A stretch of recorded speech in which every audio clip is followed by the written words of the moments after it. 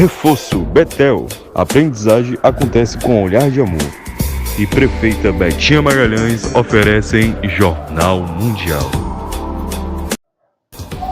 Olá, boa noite. Boa noite. Às vésperas de sediar o G20, o Brasil ainda enfrenta a fome e os esforços para detê-la ainda são insuficientes. A Justiça Brasileira absolve as empresas Samarco, Vale e BHP pelo rompimento da barragem de Mariana em 2015. O presidente eleito dos Estados Unidos, Donald Trump, se reúne com o presidente Joe Biden na Casa Branca, onde iniciam a transição de governo. President-elect and former President Donald, congratulations.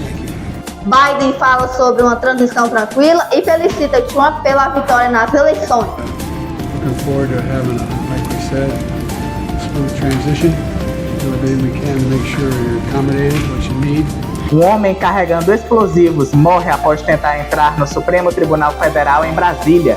Durante a COP29, líderes indígenas apontam falhas no governo do presidente Lula. Durante a conferência, a ministra do Meio Ambiente, Marina Silva, disse que os energéticos devem ser consumidos com moderação pelos países. E o Brasil apresentou à ONU sua nova contribuição para a redução de gases de efeito estufa. O Jornal Mundial está começando agora.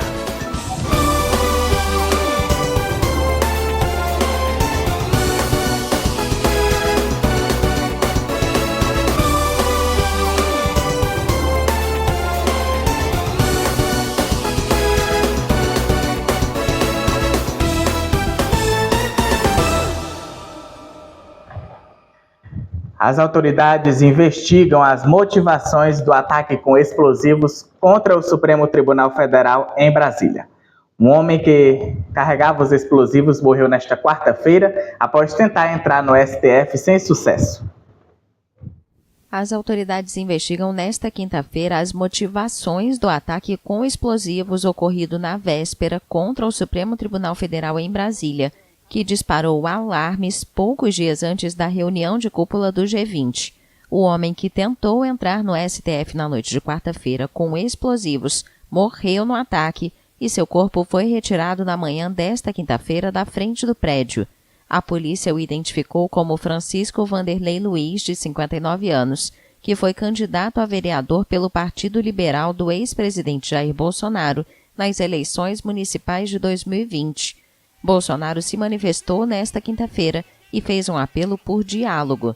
Na rede social X, ele apelou a todas as correntes políticas e aos líderes das instituições nacionais para que, neste momento de tragédia, deem os passos necessários para avançar na pacificação nacional. A Praça dos Três Poderes, que também abriga o Palácio do Planalto, estava parcialmente vazia nesta quinta-feira e o acesso foi restrito. O ataque ocorreu antes de o Brasil sediar a cúpula dos líderes do G20 no Rio de Janeiro na próxima semana e de uma visita de Estado do presidente chinês Xi Jinping a Brasília. O caso ocorreu menos de 2 anos depois de um ataque contra o presidente Luiz Inácio Lula da Silva no mesmo local. Lula já havia deixado o Palácio do Planalto quando ocorreram as explosões, por volta das 7h30 da noite. A vice-governadora do Distrito Federal, Celina Leão, falou com jornalistas sobre as explosões ocorridas nas imediações do prédio do Supremo Tribunal Federal em Brasília nesta quarta-feira. Segundo Celina, um homem carregando explosivos morreu após tentar, sem sucesso, entrar no STF. É importante esperar um pouco o relatório oficial, né, mas preliminarmente, o que nós temos de informação é que primeiro explodiu o carro, depois ele teria saído, ele explodiu o carro e se dirigiu ao Supremo Tribunal Federal. A informação preliminar foi um suicídio. Celina também cogitou a possibilidade de tratar-se de um lobo solitário. As explosões não deixaram nenhum ferido. O Supremo disse em um comunicado que, ao final da sessão desta quarta, 2 fortes estrondos foram ouvidos e os ministros foram retirados do prédio em segurança. A sede do STF fica na Praça dos Três Poderes, onde também estão situados o Palácio do Planalto e o Congresso Nacional. O Palácio do Planalto está fechado e toda a área foi isolada. A Polícia Federal informou que abriu uma investigação. O presidente Luiz Inácio Lula da Silva não estava no Planalto no momento das explosões. O caso desta quarta ocorre às vésperas da cúpula de líderes do G20 no Rio de Janeiro, nos dias 18 e 19 de novembro. No dia 20, Lula tem uma reunião marcada em Brasília com o colega chinês Xi Jinping. Às vésperas de sediar o G20, o Brasil ainda enfrenta um fantasma antigo, a fome. Os esforços para detê-la ainda são insuficientes e torna o problema a luta inacabada do governo federal. Na geladeira de Neide Fernandes não há carne nem vegetais, mas há cerca de 20 ovos, a proteína animal mais barata que ela pode pagar. A ex-caixa de 60 anos mora com o marido e 2 netos adolescentes em um minúsculo apartamento de 1 quarto em uma ocupação no Rio de Janeiro. Feijão e arroz sempre tem, um ovinho, entendeu? Às vezes uma carne de segunda, porque de primeira a gente não pode, né, comprar, porque tá muito caro, entendeu? A família de Neide está entre os 40 milhões de brasileiros que enfrentam o que as Nações Unidas chamam de insegurança alimentar. A fome ainda assombra o Brasil, a maior economia da América Latina, mesmo que os esforços para detê-la tenham aumentado. A questão pode parecer paradoxal para uma potência agrícola, mas o lado lucrativo do setor no Brasil são as exportações de soja e açúcar, e não alimentos básicos como feijão e arroz. O presidente de esquerda, Luiz Inácio Lula da Silva, fez da luta contra a fome uma peça central de seu mandato e o progresso que ele fez vai impulsionar na segunda-feira a Aliança Global contra a Fome e a Pobreza, na cúpula do G20 no Rio. De certa forma, o Lula, nos 2 primeiros anos de governo, investiu bastante na área social, mas não está claro de que a gente vai ter recursos para manter ou mesmo para expandir esses investimentos sociais. Em seus 2 primeiros mandatos, os ambiciosos programas sociais de Lula tiraram milhões de pessoas da pobreza. Atualmente, o Bolsa Família beneficia cerca de 20 milhões de famílias em todo o Brasil, com R$ 600 por mês. Mas as iniciativas ainda são insuficientes.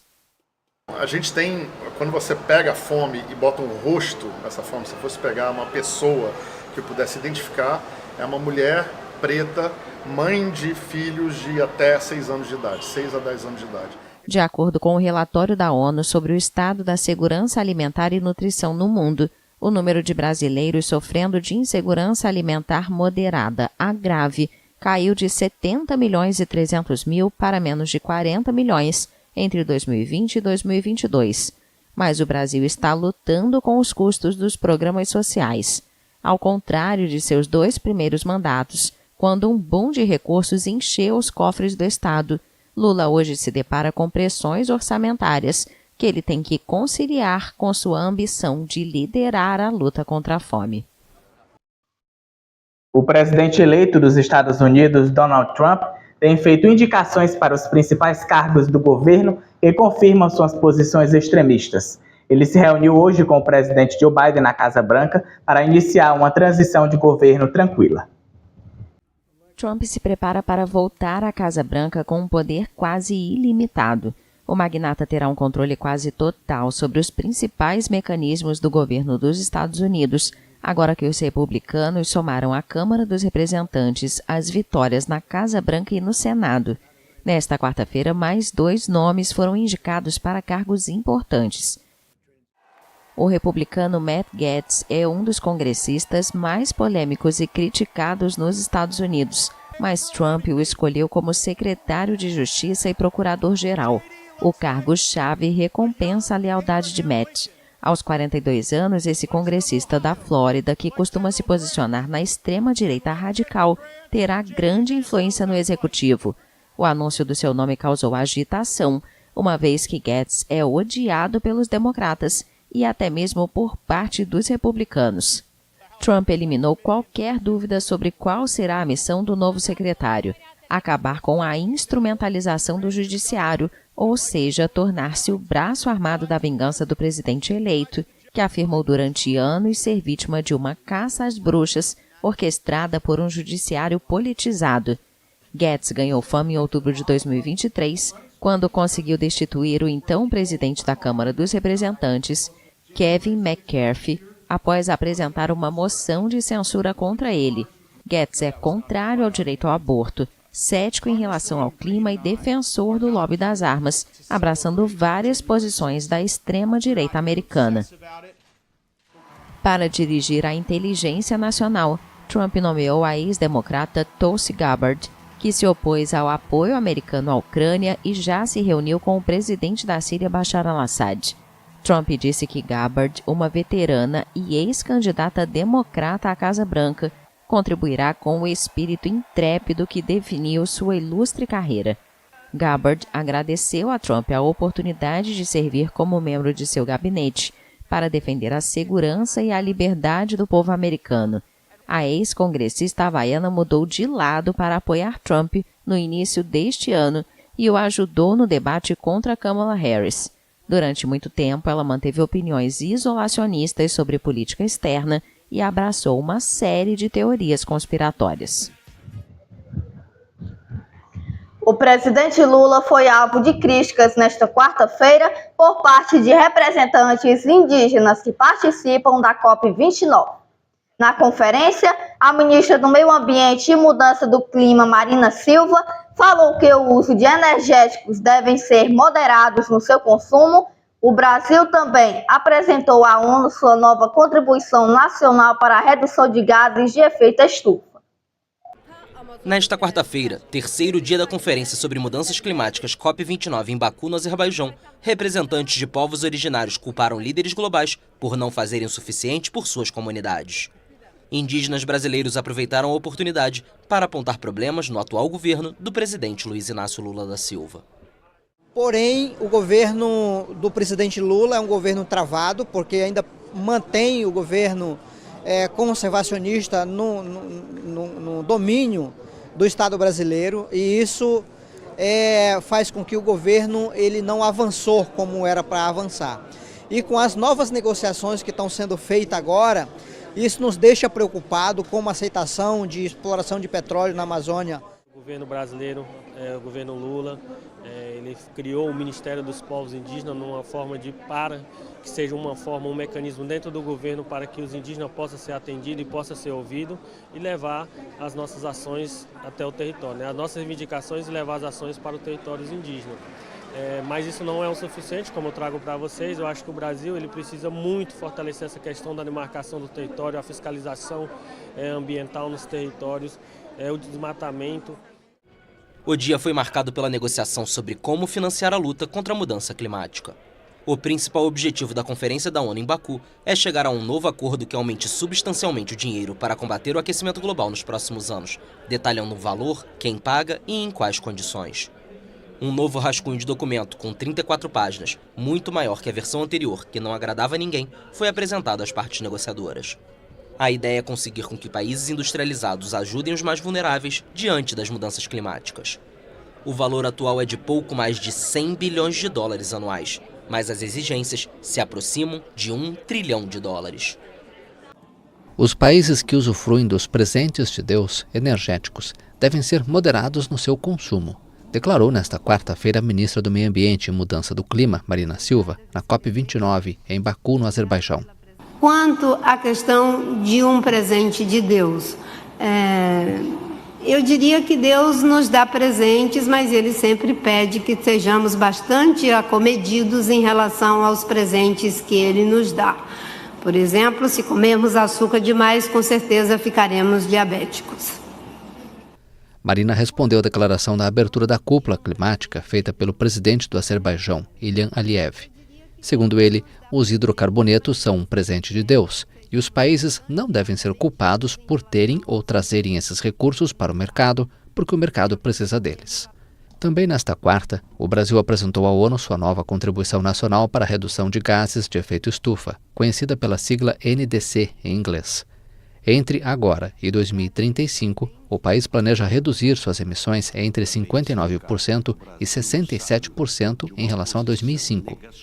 A meta de redução de 67% é uma meta altamente ambiciosa e o fato de ser apresentada em uma banda não significa que o foco não seja a redução de 67%.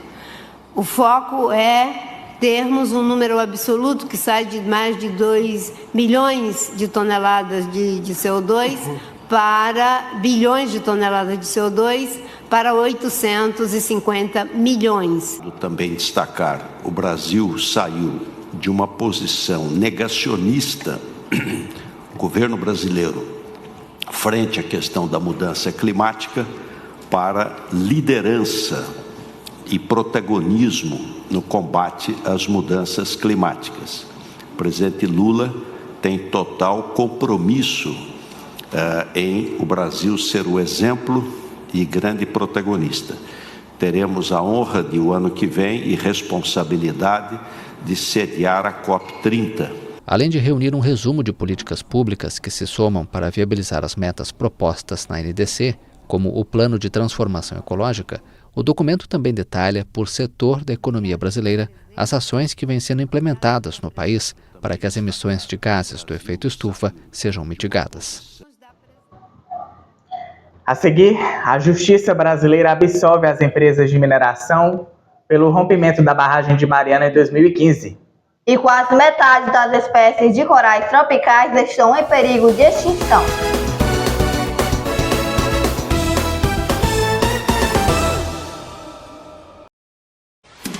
Jornal Mundial é patrocinado por Prefeita Betinha Magalhães, Ebert Importados, a loja mais amada de Camusim, e Reforço Betel. A aprendizagem acontece com um olhar de amor.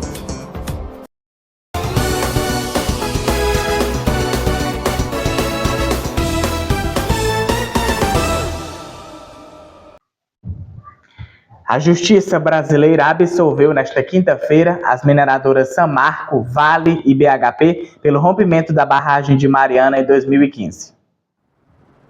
As mineradoras Samarco, Vale e BHP foram absolvidas pelo rompimento da barragem de Fundão em Mariana. A tragédia matou 19 pessoas e causou o maior desastre ambiental da história do país. De acordo com a decisão da Justiça, os documentos, laudos e testemunhas ouvidas para a elucidação dos fatos não responderam quais as condutas individuais contribuíram de forma direta e determinante para o rompimento da barragem em 2015. As autoridades russas ordenaram o fechamento a partir desta quinta-feira do premiado Museu da História do Gulag de Moscou, dedicado às vítimas da repressão da era soviética. O Departamento de Cultura de Moscou confirmou o fechamento do premiado Museu Gulag, dedicado às vítimas da repressão da era soviética. A decisão, que vale a partir desta quinta-feira, foi oficialmente justificada por supostas violações das normas de segurança contra incêndio. Apesar da versão do governo russo, a medida ocorre em meio a uma intensa campanha do Kremlin contra a sociedade civil independente e contra aqueles que questionam a interpretação oficial da história. O museu ainda removeu o conteúdo do site, substituindo por um anúncio sobre o fechamento temporário. A instituição se recusou a fazer comentários quando foi procurada pela AFP nesta quinta-feira. Fundado em 2001, o museu no centro de Moscou reúne documentos oficiais do Estado, além de fotografias de família e artefatos de vítimas do Gulag. As autoridades de Moscou informaram que 46 mil pessoas visitaram o local durante os primeiros 9 meses do ano. O Gulag foi uma vasta rede de campos de trabalho prisional estabelecidos na União Soviética. Milhões de supostos traidores e inimigos do Estado foram enviados para estes centros, muitos deles para a morte, no que os historiadores reconhecem como um período de repressão política em larga escala. O Conselho da Europa concedeu ao local seu prêmio de museu em 2021. Quase metade das espécies de corais tropicais estão em perigo de extinção. Quase metade das espécies de corais construtores de recifes está em perigo de extinção. A informação foi divulgada em um relatório da União Internacional para a Conservação da Natureza, a UICN, nesta quarta-feira. A publicação da lista vermelha atualizada ocorre em meio à cúpula climática COP29 em Baku, no Azerbaijão. Muitos líderes dos principais países poluidores decidiram não participar. O aumento das temperaturas, gerado pela atividade humana, causou o branqueamento maciço dos recifes de coral. Isso ameaça ecossistemas cruciais para a vida marinha e a subsistência das populações que dependem deles. De acordo com a UICN, 892 espécies de corais construtores de recifes que vivem nas águas quentes e rasas dos trópicos estão em perigo de extinção. Na última avaliação, em 2008, 1/3 já estava ameaçado. A organização pede para que os negociadores da COP29 tenham atitudes rápidas para reduzir as emissões de gases de efeito estufa. A A maioria dos corais construtores de recifes é encontrada na região do Indo-Pacífico. A lista vermelha inclui ainda um estudo sobre eles no Oceano Atlântico, publicado nesta quarta na revista científica PLOS ONE. O trabalho concluiu que cerca de 1 em cada 3 espécies deste tipo de coral está em perigo crítico de extinção, mais do que se pensava anteriormente. Amanhã, quem apresenta o JM são os nossos substitutos Pedro Lucas e Vitória Maciel. O Jornal Mundial de hoje termina aqui. Para rever as nossas reportagens, volte o vídeo aqui no YouTube. Não esqueça de seguir nossa página lá no Instagram, TV Mundial Oficial. Boa noite para você. Boa noite, bom feriado.